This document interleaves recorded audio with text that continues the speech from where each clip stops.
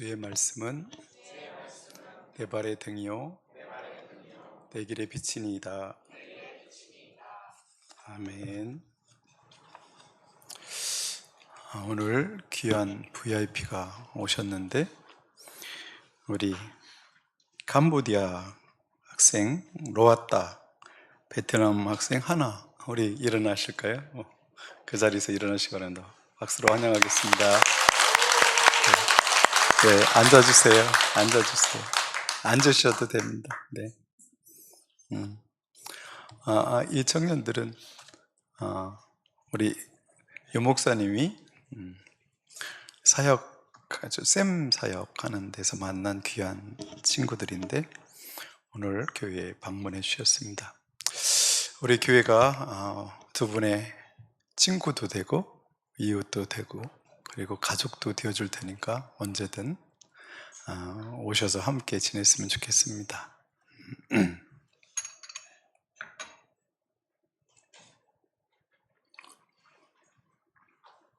오늘 성경을 읽는데 너무 쉽죠? 쏙쏙 다 들어오죠? 어렵죠? 하나도 못 알아듣겠죠? 무슨 말인지 알아들으셔서 어려운 말씀입니다. 제가 그렇지만 쉽게 간단하게 한 가지만 딱 전하겠습니다. 한 가지만. 여러분 혹시 살면서 원수 관계에 있는 사람이 혹시 있으세요? 많죠.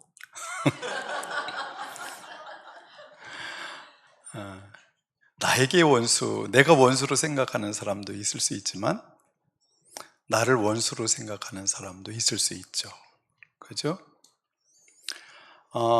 살다 보면 이런 어떤 관계 속에 들어가서 그 관계 때문에 너무 고통스럽고 무엇을 해도 행복하지 못하고 무엇을 먹어도 맛있지 않고 사는 것이 아무 의욕이 없는 그런 상태에 들어갈 수도 있습니다. 그래서 이런 사랑의 관계가 아닌 나를 원수로 생각하고 그래서 나를 어떻게든지 파멸에 이르게 하려고 하는 사람이 있을 때는 그 인생은 참으로 고통스럽고 힘듭니다. 이 어떤 관계에서 벗어날 수 있는 방법이 없을까 여러 가지 고민하고 찾아보기도 하고 그러기도 합니다. 이 사람들에게 돈을 주면 괜찮을까? 돈을 주면 괜찮을까? 아니면 내 목숨을 맡기면 그 사람들이 자기 마음대로 하면 괜찮아질까? 여러 가지 많은 생각들을 할 만큼 나의 죄 때문에 고통당하고 있는 사람, 그런 사람들이 있을 때는 굉장히 그것이 힘들기도 합니다. 그 사람과 사랑의 관계로 다시 회복하고 싶지만 그것은 거의 불가능해 보여서 너무 고통스러울 때가 있습니다. 성경의 구약의 인물 중에서 이런 원수 관계에 있었던 사람들이 몇 팀 나옵니다. 그 중에서 오늘은 에서와 야곱에 대해서 조금 살펴봤으면 좋겠습니다. 에서와 야곱은 쌍둥이입니다. 쌍둥이. 같은 날 태어났는데 에서가 먼저 나왔고 야곱이 형이 먼저 나가는 게 너무 싫어서 발뒤꿈치를 붙잡고 내가 먼저 나갈 거야 그러다가 야곱은 뒤에 발뒤꿈치를 짚고 붙들고 나온 사람입니다. 그래서 발뒤꿈치를 잡은 자 그리고 속이는 자라는 이름으로 야곱이라는 이름을 가졌습니다. 에서는 좀 몸이 붉고 털도 많고 막 남자다고 막 시큼시큼하고 이런, 그래서 나가서 사냥꾼, 그러니까 전사 이런 사람입니다. 그런데 야곱이 늘 어떤 마음을 가지고 있었냐면 나보다 정말 간발의 차이로 먼저 나온 형이 장자권을 갖는 게 너무 싫은 거예요. 장자권을 가지면 아버지의 재산을 2배를 받아요. 너무 억울해요. 그래서 어떻게 하든지 그 장자권을 뺏고 싶어요. 내 거로 만들어야지. 근데 어느 날 형이 나가서 이제 사냥을 하면서 들에 가서 열심히 사냥하고 돌아오는데 너무 배고프고 지친 거예요, 에서가. 근데 야곱은 나가서 그렇게 사랑하는 거 안 좋아해요. 그냥 집에서 어머니나 돕고 가정일이나 하고 그래서 오늘도 뭐 하고 있냐면 어머니를 도와서 팥죽을 쓰고 있어. 팥죽을 쓰고 있는 거예요. 근데 에서가 와가지고 너무 배고프니까 야 그것 좀 내놔, 팥죽 좀 빨리 줘. 그러니까 야곱이 씩 웃더니 그냥 줄 수는 없지 그러는 거예요. 뭘 그냥 주기, 빨리 내놔 엄마, 배고파 죽겠어 이러니까 형 장자권을 나한테 줘, 장자권을 나한테 팔아, 그럼 내가 팥죽 한 그릇 줄 테니까 형의 장자권을 나한테 팔어. 근데 에서가 이걸 심각하게 생각하지 않았어요. 심각하지. 알았어 엄마 알았어. 그리고 팥죽을 먹었어요. 그 밑에 성경에 뭐라고 써있냐면 장자권을 에서가 경홀히 여겼더라, 가볍게 생각했다, 아무것도 아닌 것처럼 여겼다, 이렇게 기록하고 있습니다. 그래서 그냥 그날 넘어갔어요. 그 뒤에 에서가 많이 생각했겠죠. 이놈이 어떤 의도로 이걸 달라고 했지? 그냥 이렇게 하면 정말 내 장자권이 넘어가는 거 안 넘어갈 거라고 생각했겠죠. 그죠? 안 넘어갈 거라고 생각했을 거예요. 근데 또 어떤 일이 벌어졌냐면 그의 아버지 이삭이 이제 눈이 안 보일 정도로 많이 늙었어요. 100세가 훨씬 넘었어요. 그래서 이삭 아버지는 누구를 좋아했냐면 남자다운 에서가 좋은 거예요. 나가서 남자처럼 막 나가서 전쟁하듯이 싸우고 막, 그래서 인기도 많고 세상 사람들에게 막 이렇게 추앙을 받는 에서가 멋있어요. 사냥해. 그래서 아버지는 에서를 사랑하고 어머니는 야곱을 좋아했어요. 이게 갈렸어요. 근데 어느 날 이삭이 그래요. 내가 죽기 전에 네가 사냥을 해가지고 나한테 별미를 만들어 다 갖다 줘. 그러면 내가 그것을 먹고 너를 축복기도 해줄게. 그래요. 축복기도 해줄게. 그 말을 누가 들었냐면 이삭의 아내가 들어요. 그리고 축복을 형이 에서가 받고 나면 야곱에게 돌아갈 것이 없다고 생각해가지고 야 아버지가 네 형한테 이렇게 축복 기도를 해준다 그러니까 네가 가서 사냥할 재주도 없으니까 저기 우리 애 가가지고 아주 듬실하고 잘생긴 양을 2마리를 잡아와라. 내가 그걸 가지고 요리를 할 테니까 그 요리를 가지고 가서 아버지한테 드리고 나서 축복 비들을 내가 에서라고 하고 받아와라. 그랬더니 이제 야곱이 생각하기를 뭐예요? 형은 털도 많고 아무리 아버지가 눈이 안 보인다고 할지라도 형은 털이 났고 덩치도 좋고, 근데 잘못했다가는 축복 대신 저주를 받을 것 같다는 생각이 드는 거예요. 이러다가 저주나 받으면 어떡하지? 다 방법이 있다. 내가 염소털을 여기다 붙여줄게. 그리고 형 옷을 입고 들어가면 돼. 그래가지고 양을 잡아다가 요리를 해서 가져가서 받았어요. 축복기도를 받았는데 그 축복기도 내용이 네 형제가 내 종이 될 거야. 네 친척들도 너를 섬기게 될 거야. 네가 하나님마다 잘 될 거야. 막 이런 어떤 축복기도. 너를 축복하는 자에게는 하나님이 축복하시고 너를 저주하는 자에게 하나님께서 그 사람에게 저주를 내릴 거야. 이게 누구한테 한 약속이죠? 아브라함과 이삭에게 했던 언약을 누구에게 해주냐면 그날 에서에게 그것을 빌어주려고 했던 거예요. 언약의 맥을 이어받은 그 약속을 받는 사람들이 누구로 연결시키려고 했어요? 이삭은 자기 다음에는 에서로 생각한 거예요. 그래가지고 결국은 아버지가 너 말은 냄새는 형 옷을 입고 왔으니까 냄새는 맡아봐요. 냄새는 에서의 냄새인데 그리고 만져보니까 털은 났는데 목소리는 야곱이다. 그러면서도 축복을 해줬어요. 이제 뭘 뺏었어요? 장자권 뺏었고 축복도 받아냈어요. 근데 에서가 사냥을 해가지고 정말 양을 잡아가지고 들량을 잡아서 와서 요리를 해가지고 들어갔더니 너 누구냐? 그랬더니 에서조야. 에서 아버지의 장남 에서죠. 그럼 방금 왔다 간 놈은 누구야?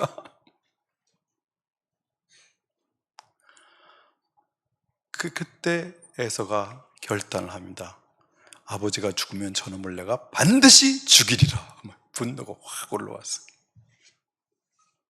그 말을 또 어머니 리브가가 듣고 나서 야곱을 불러서 얘기합니다. 형이 너 죽이려고 그래. 도망가. 위갓집으로 도망가. 밧다나무로 아람으로 도망가. 그래서 도망을 갑니다. 축복을 받고, 아버지의 축복을 받고.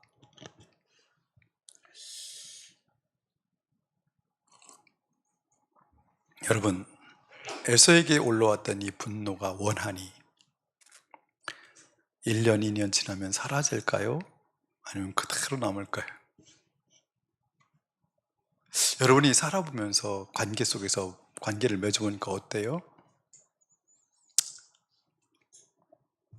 신혼 첫날 밤 남편이 잘못했던 얘기를 80이 됐어도 계속 말씀하시는 할머니들이 계세요.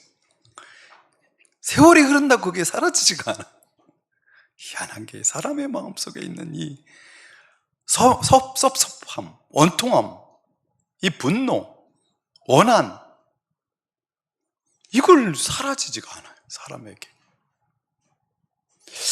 이걸 내 속에서 내보내고 사랑하고 용서하고 좋은 관계를 사랑의 관계로 회복하는 것이 인간의 가장 큰 지혜라고 저는 생각해요. 이보다 더 큰 지혜는 없어요. 근데 이게 안 돼, 이게. 야곱이 외삼촌네 집 가서 부자가 됐어요. 결혼도 해서 아이들을 11명이나 낳았어요. 그래가지고 돌아오는데 걸리는 게 뭐예요? 자기를 죽이려고 했던 에서가 걸려요. 그 원한 관계를 어떻게 풀어야지? 이 문제를 어떻게 해석할까? 분명히 형은 나를 죽이려고 하는데 10년, 20년이 지났지만 그게 두려워요. 그래서 성경에는 두렵다는 말이 몇 번이나 나와요. 두려워요. 그래서 밤새 야복강가에서 기도도 합니다. 형에게서 나를 살려주세요. 형에게서 나를 살려주세요. 어떻게 하면 그 형의 원한과 분노를 풀을 수 있는 방법을 막 찾아내요. 그래서 자기가 끌고 왔던 보물들, 그리고 소떼와 양떼들을 한 부대, 두 부대, 세 부대로 나눠가지고 형한테 선물로 1차 보내고 2차 보내고 3차 보내면서 형의 분노를, 원한을 풀려고 합니다. 저쪽에서 에서가 야곱이 온다는 소문을 듣고 군사 400명을 끌고 야곱에게 척 옵니다. 400명이나 끌고. 얼마나 두려웠겠어요. 밤새 기도를 했지만, 그리고 야곱이라는 이름 대신에 이스라엘이라는 이름을 받았지만, 하나님께서 지켜준다는 약속을 받았지만 두려워요. 형이 두려워요. 그 형이 저쪽에 오니까 야곱이 나아가서 머리를 땅에 대고 쿵쿵 찌으면서 7번이나 절하면서 형 앞에 나아가요. 얼마나 무서웠을까요? 형이 어렸을 때부터 얼마나 형에 대한 두려움이 있었을까? 그 힘센 형.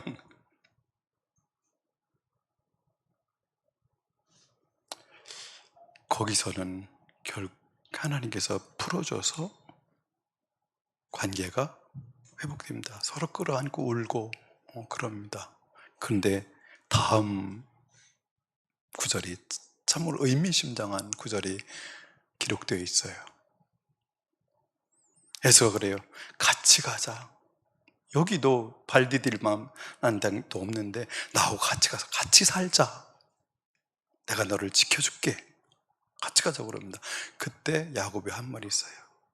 형, 우리 자녀들, 새끼들, 그리고 양떼, 소떼 다 지쳤어. 같이 가다간 쟤들 다 죽어. 그랬더니 에서가 그러면 군사라도 몇 명 떼줄 테니까 얘들을 받아라. 아우, 됐어. 우리가 알아서 할게. 나는 내가 지킬 수 있어. 왜 그랬을까요? 왜 그랬을까요? 두려운 거죠. 언제 형이 마음이 바뀔지 모르는 거예요. 언제 형이 마음이 바뀔지. 그래서 화해는 했지만, 목숨은 건졌지만 앞으로 이를 위해서 멀찍이 거리를 두고 살게 됩니다. 사람과 사람 사이의 화해가 이루어지는 것은 쉬운 일이 아닙니다. 원수의 관계에서 사랑의 관계로 회복해 살아가는 것은 쉬운 일이 아닙니다. 그런데 이것만큼 인생에서 중요한 일도 없습니다. 왜 오늘 제가 이런 말씀을 드리냐면 11절에 가보겠습니다. 히브리서 7장 11절.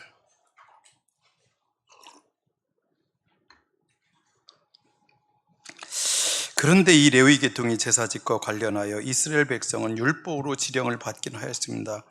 그러나 만일 그 제사직으로 완전한 것이 이루어질 수 있었다면, 여기다 줄 쳐볼래요? 완전한 것이 이루어질 수 있었다면, 이게 무슨 말일까요? 완전한 것이 이루어질 수 있었다면,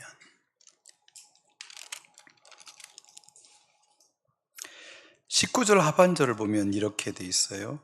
우리는 이 소망을 힘입어서 하나님께 가까이 나아갑니다. 여기서 말하는 것은 완전한 것이 이루어질 수 있다는 얘기는 무슨 얘기냐면, 하나님 앞에 나아갈 수 있는 자격을 얻었다, 그런 얘기예요. 하나님 앞에 나아갈 수 있는 자격을 얻었다. 사람은 하나님 앞에 서면 그냥 하나님과 사람 사이의 원수의 관계예요. 성경은 원수가 되었다고 그랬어요. 모든 사람이 죄를 범하였음에 하나님의 영광에 이르지 못하더니라는 말을 두 가지로 해석할 수 있어요. 첫째는 하나님 앞에, 영광스러운 하나님 앞에 나갈 수 없다는 거예요. 그분 앞에 설 수 없다는 거예요. 두 번째는 그분의 영광스러운 삶을, 그분같이 영광스러운 삶을, 거룩한 삶을 살아낼 수 없다는 두 가지 의미가 있어요. 완전한 것이 이루어질 수 없었다는 거예요.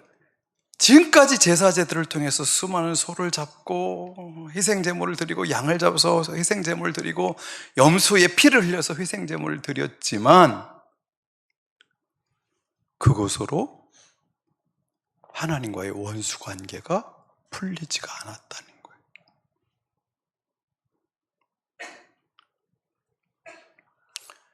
이 문제를 어떻게 풀을 수 있겠느냐는 거예요. 사람과 사람 사이의 원수 관계가 풀기도 거의 불가능한데, 하나님과 사람 사이의 원수 관계는 어떻게 풀어가는 거냐? 하나님의 그 저주와 마지막의 심판, 이 문제를, 죽음으로 끝나버리는 이 심판의 문제를 어떻게 풀 수 있겠느냐, 이 말을 하고 있어요. 오늘 이 문제를 다루고 있습니다.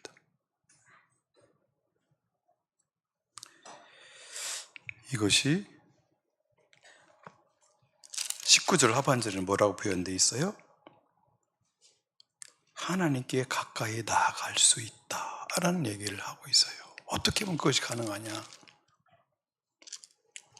여러분, 이스라엘 백성들은 모세 때부터 예수님의 때까지 1500년간 제사제도를 믿고 제사를 드렸어요.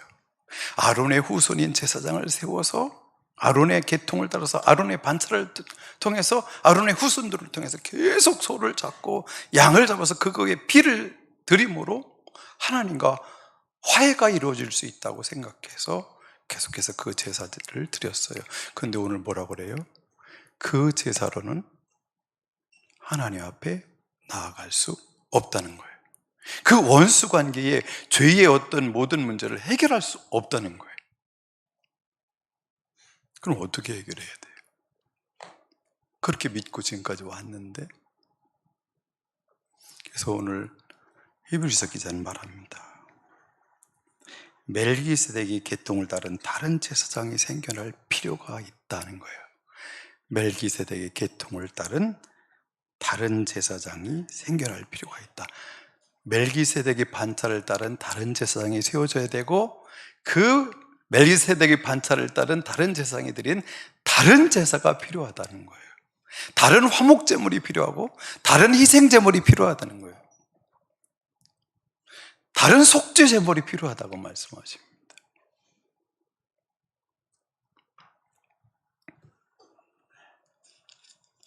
이렇게 들어가기 시작하니까 힘들어하는 얼굴들이 보입니다. 어려워지네 막 이러면서 듣지 말아야 되네. 진짜 하고 싶은 말은 지금부터인데 어떡하죠? 들으셔야 돼. 잘 들으셔야 돼.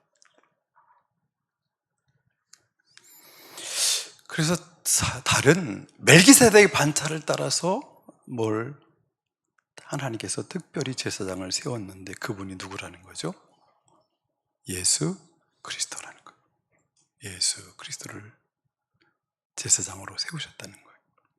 근데 여기서 이제 유대인들은 우리는 이 질문을 안 해요. 유대인들은 이 얘기를 딱 듣자마자 탁 떠오르는 질문이 있어요. 어떤 질문일까요? 예수님은 유다 지파인데? 제사장은 어느 지파에서 나와야 돼요? 레위 지파에서 나와야 되는데? 이거 불법 아니야? 잘못된 거지. 이 질문이 턱 튀어나오는 거예요. 예수님은 유다 지파인데? 레위 지파를 통해서 나와야 되는데 아론의 후손 중에서 나와야 되는데 어떻게 유다 지파 출신이 제사장이 될 수 있어? 이 질문이 나오는 거예요. 그래서 7장이 길어요. 길어요.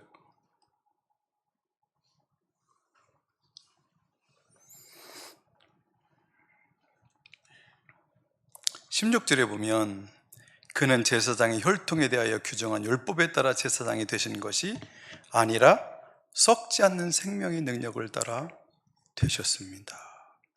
그를 두고서 말하기를 너는 멜기세덱의 계통을 따라서 영원히 제사장이다 한 증언이 있습니다. 모세가 말한 제사 제도를 통해서는 그 율법에는 그게 안 나왔지만 시편을 통해서 또 다른 제사장을 세울 걸 멜기세덱의 계통을 따라서 영원한 제사장을 세우실 것을 이미 예언해 놓으셨다는 거예요. 그걸 예언해 놓으셨다는 거죠. 18절 전에 있던 계명은 무력하고 무익함으로 폐하게 되었습니다. 19절 율법은 아무것도 완전하게 하지 못하였습니다. 율법을 통해서 구원을 완성시키지 못했습니다. 그래서 하나님께서는 더 좋은 소망을 우리에게 주셨습니다. 여기서 더 좋은 소망이 무엇일까요? 율법으로는 구원할 수 없어도 더 좋은 소망을 주셨다는데 이 더 좋은 소망이 무엇일까요? 이거 맞추는 사람 제가 밥 사겠습니다. 밥.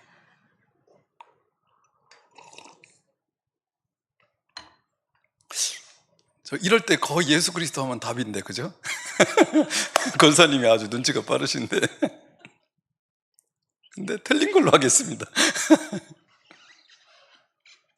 더 좋은 소망이 무엇일까? 더 좋은 소망. 더 좋은 소망을 주셨다.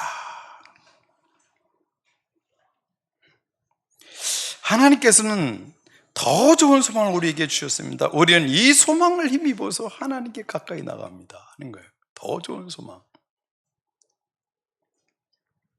앞에 율법과 더 좋은 소망을 비교해 보면 어떻게 하면 좋을까요? 율법을 옛 언약으로 한다면 더 좋은 소망은 새 언약입니다. 새 언약이라는 단어를 안 했기 때문에 권사님 틀린 걸로 하겠습니다. 근데 맞아요. 새 언약은 뭐예요? 새 언약은 옛 언약의 율법은 오늘 쉽게 갑시다. 옛 언약의 율법 뭐예요? 우리가 희생 제물을 준비해서 양을 잡고 소를 잡아서 내 죄값을 치르기 위해서 하나님께 드리는 제물이에요. 그런데 새 언약은 뭐예요? 하나님께서 제물을 독생자 위아들을 제물로 화목 제물로 희생 제물로 선택하셔서 그 제물인 예수 그리스도를 잡아서 하나님께 제사를 드린 제사예요. 옛 언약은 내가 제물을 준비해요. 내가 제사를 드려요. 법에 따라서. 근데 새 언약은 뭐예요? 하나님께서 재물을 직접 선택하셨어요. 하나님이 택하신 재물이에요. 누구예요? 예수 그리스도. 그분을 제물로 십자가에서 죽이심으로, 제사를 피 흘리심으로 모든 인류의 죄값을 치르는 방법으로, 더 좋은 소망으로 하나님께서는 구원을 하시는 방법을 택하십니다. 이렇게까지 쉽게 하는데도 어렵다고 생각하면 큰일 납니다. 큰일 나요.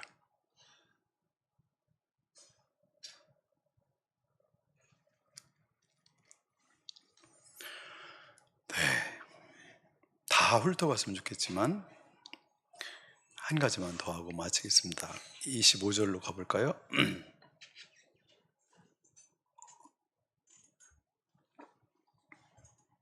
같이 읽어보겠습니다. 25절. 따라서 그는 자기를 통하여 하나님께 나오는 사람들을 완전하게 구원하실 수 있습니다. 그는 늘 살아계셔서 그들을 위하여 중재의 간구를 하셨습니다. 자기를, 예수 그리스도를 통하여 하나님께 나오기를 원하는 사람들을 어떻게 해요? 완전하게 구원하실 수 있고, 완전하게를 밑에 니은에 가서 보면 뭐예요? 언제나로 되죠. 언제나 영원히 구원하실 수 있습니다는 거예요. 그는 늘 살아계셔서 그들을 위하여 중재의 간구를 하십니다. 지금도 살아계셔서 중재의 간구를 하신다는 거예요. 그러니까 어떻게 하나님과 우리 사이의 원수 관계가 회복될 수 있어요? 누가 원한을 품을 수 있고 배반을 당한 입장에 있는 분이 풀어줘야 돼요. 사람과 사람 사이는 이게 왜 안 풀리죠? 피해를 당한 사람이 피해를 끼친 사람들에게 요구하는 요구 조건을 따르기를 원하는데 그게 힘들어요. 어떤 방법을 통해서도 그게 채워지지가 않아요. 관계는 회복되지 않아요. 죄는 그래, 그거면 됐어라고 끝날 수도 있지만 어떤 관계로까지? 사랑의 관계로까지 나아갈 수는 없어. 그러니까 주도권은 어떻게 해요? 갑은 누구예요? 피해를 당한 사람이 갑이에요.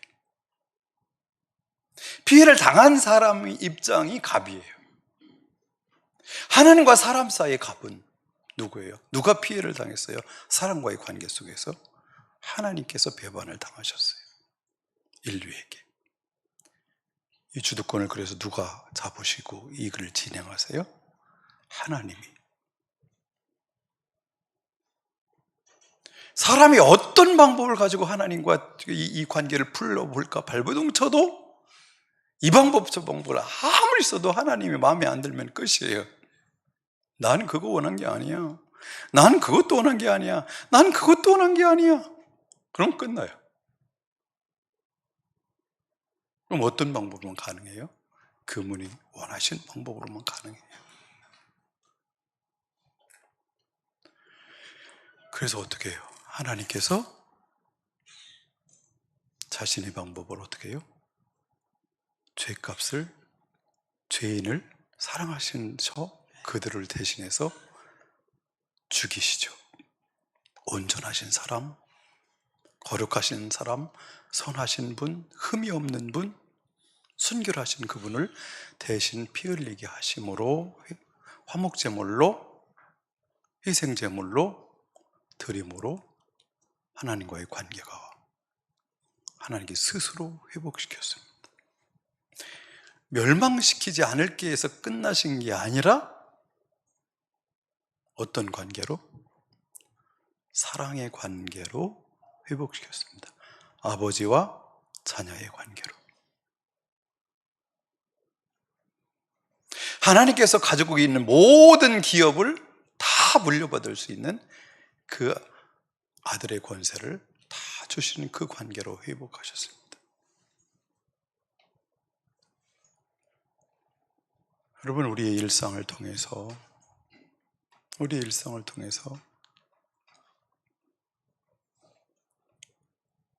원수를 맺지 않고 사는 것이 가장 복이죠.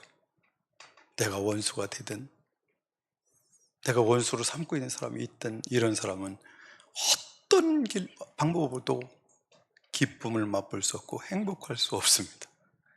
다른 것은 불가능합니다. 안 되게 돼 있어요.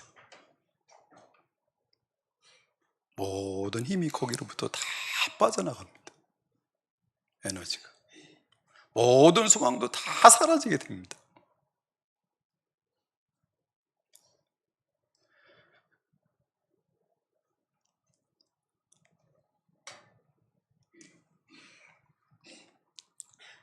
하나님께서는 멜기세덱의 반차를 따르는 대제사장을 세우셔서 우리의 관계를 회복시키시기 위해서, 그분 앞에 우리를 부르시기 위해서, 자녀로 삼아주시기 위해서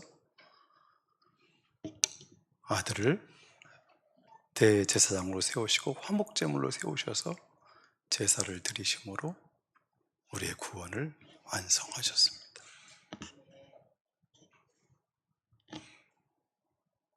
기도합시다. 기도하겠습니다.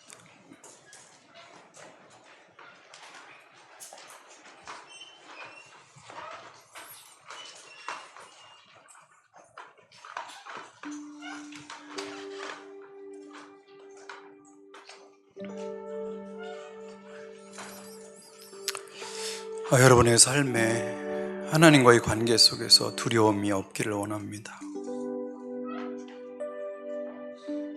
하나님과의 원수됨의 관계, 심판에 대한 두려움이 사라지기를 원합니다. 주님 안에 있으면 완전함에 이를 수 있습니다. 하나님 앞에 하나님의 영광에 이를 수 있습니다. 두 번째로, 여러분을 원수로 생각하는 사람이 세상에 없기를 축복합니다. 여러분이 또 원수로 생각하는 사람도 없기를 축복합니다. 그러므로 이 땅에 하나님의 자녀로서 누릴 수 있는 모든 것들을 누리며 살 수 있기를 바랍니다. 그걸 위하여 우리 한번 기도하겠습니다.